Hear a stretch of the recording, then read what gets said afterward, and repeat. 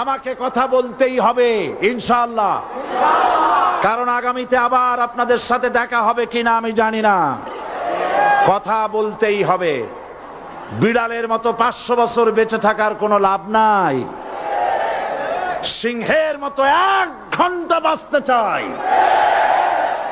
আমি দেখতে পাচ্ছি বাংলাদেশের ভাগ্য আকাশে উত্তর গগনে কালো মেঘ জমা হয়েছে। ঝড়ের পূর্বাভাস লক্ষ্য করছি।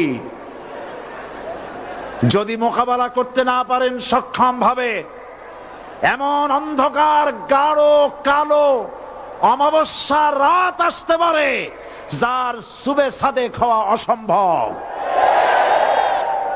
সুতরাং আপনারা কি কাপুরুষের মতো কাফের মুশরিকদের গোলামি করে মরতে চান?